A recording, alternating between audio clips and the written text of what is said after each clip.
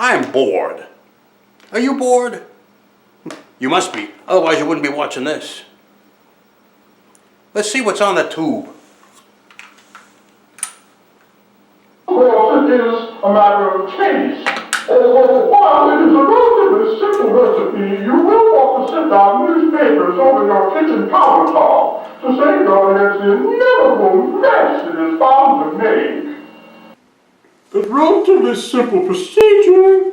You take the house plant, any variety will do, of course, and it can be in plastic, although terracotta is more organically original. The plastic lends to the synthetic flavor of the recipe. You invert the house plant and gently remove,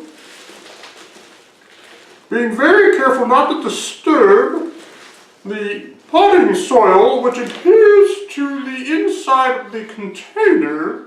You can even take a pinch.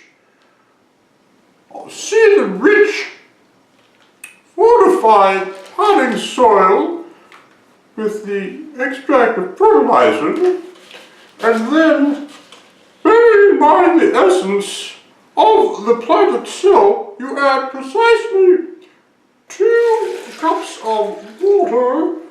Bottled water is more authentic, however tap water will do. Using a wooden spoon to add to the organic authenticity, you then stir carefully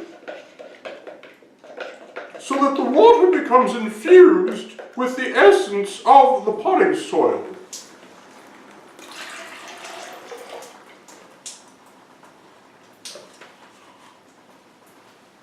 There we have this perfect colloidal suspension of the water and the essence of the flower pot.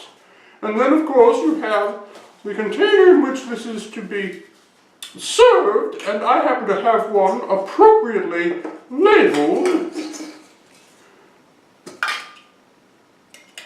There we have it, an organically, authentically rendered beverage. To taste, of course.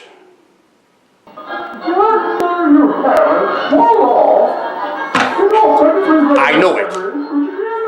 I know that's how they made that crap.